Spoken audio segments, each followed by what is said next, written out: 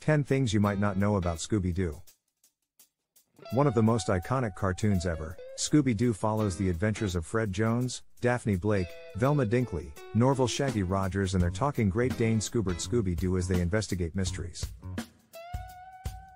Though the gang confronts all sorts of monsters, they usually turn out to be a person in a costume who, in the end, bemoans, "And I would have gotten away with it too if it weren't for you meddling kids." Here are 10 facts you may not know about the Scooby-Doo franchise. Number 10. Scooby's name was inspired by a Frank Sinatra song. Before Scooby-Doo, Where Are You? Made it to air in 1969, it went through a lot of changes. CBS executive Fred Silverman had an initial idea of a show about a teenage rock band who solves mysteries, and he asked Hanna-Barbera writers Joe Ruby and Ken Spears, as well as artist Iwao Takamoto, to make it happen. They modeled the characters off those from the Archie comics, inspired by the success of the Archie show, and they were called the Mysteries 5. The dog's name was too much, and he was a small part of the show, playing the bongos. Silverman pitched the program under the title Who's SS Scared, but it was rejected for being too scary. However, on a plane journey, he heard Frank Sinatra's Strangers in the Night and changed his mind.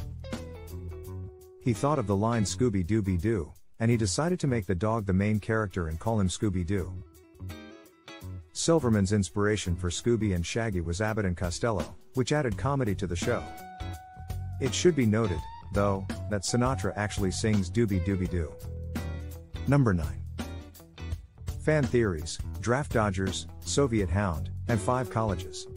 Many Scooby-Doo fan theories exist, with the most widely accepted one being that Shaggy is a stoner, which explains why he has the munchies all the time. Some less convincing ones include that Scooby-Doo is able to speak English due to a Soviet experiment, and that the gang is traveling in the Mystery Machine to avoid the Vietnam War draft. There is also a theory that the characters were based on the 5 college consortium, with Amherst College representing Fred, Hampshire College as Hippie Shaggy, Mount Holyoke College for Daphne, Smith College for Velma, and UMass Amherst for Scooby, known for its partying. However, this idea has been debunked by animation writer Iwao Takamoto, who stated that he was not familiar enough with the area to copy their styles, as well as Scooby writer Mark Evanier, who stated that the gang was actually based on characters from The Many Loves of Dobie Gillis, featuring an all-American blonde boy, a popular girl, a beatnik with a fondness for saying like and man, and a brainy brunette. Number 8. Shaggy became vegetarian because of his voice actor. For many years, Shaggy was known for devouring meaty snacks, but this all changed due to his original voice actor, Casey Kasem. In 1995, Kasem was asked to voice Shaggy for a Burger King commercial, and was unwilling to endorse a product that contradicted his moral principles. He then left the show and was substituted with Scott Innes and Billy West. Kasem declared that he would only come back to Scooby-Doo if Shaggy became vegetarian, and that happened in 2002 in the What's New, Scooby-Doo? series. While Shaggy still often eats burgers and subs, they are now always veggie. Number 7. The Mystery Incorporated gang faces the apocalypse in a comic book.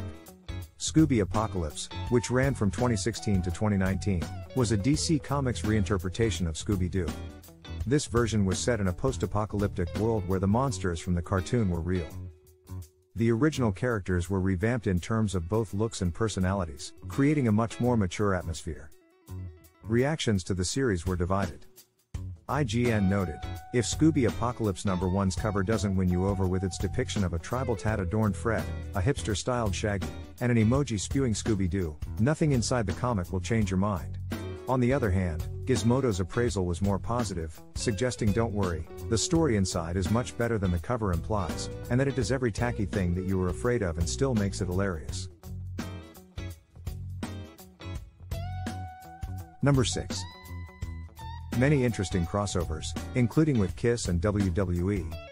The Scooby Gang have made numerous crossovers, the most famous of which being their team-ups with Batman in the dynamic Scooby-Doo Affair and the Cape Crusader Caper from the 1970s show The New Scooby-Doo movies, as well as Scooby-Doo and Batman, The Brave and the Bold, 2018, and What a Night, for a Dark Night, 2019, featuring Mark Hamill's Joker.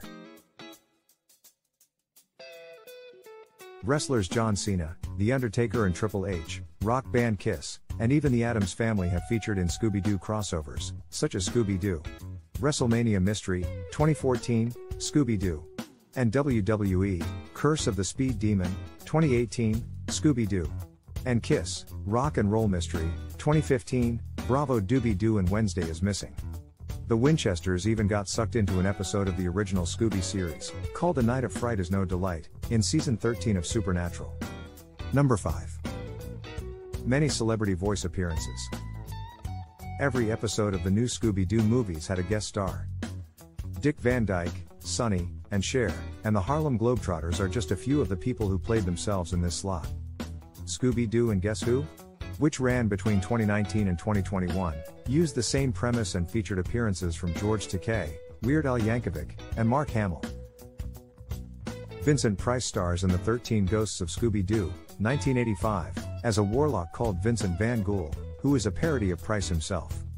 In addition to voicing himself in The Joker, Mark Hamill has also voiced many other characters.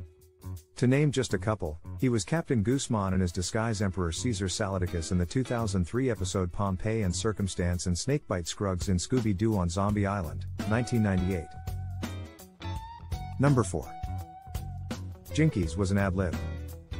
More often than not, voice actors record their lines separately, but the cast of Scooby-Doo, Where Are You?, the original series, had the chance to record together. This gave the actors the ability to interact with each other and to improvise.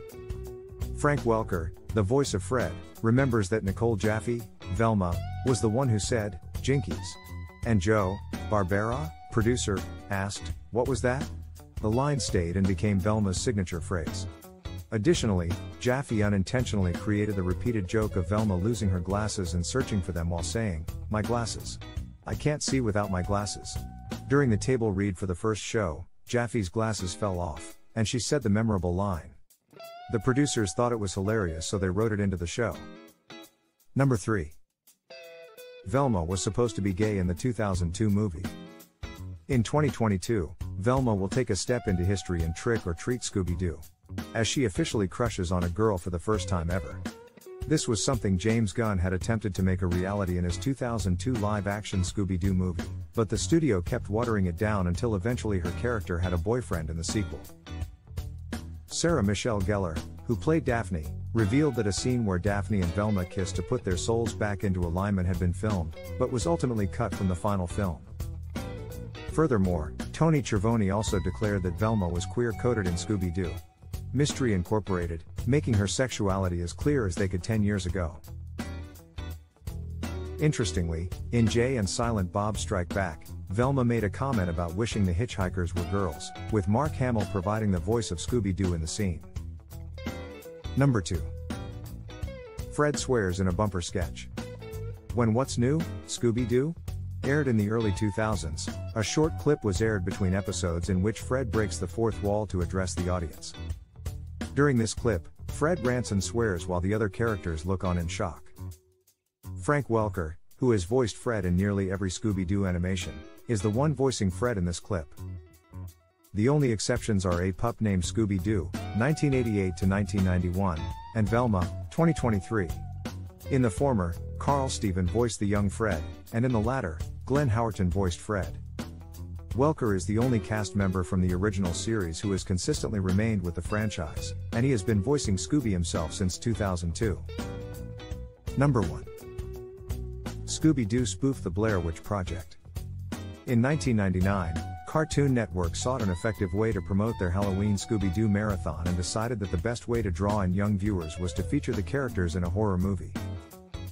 This decision came shortly after The Blair Witch Project had become a hit.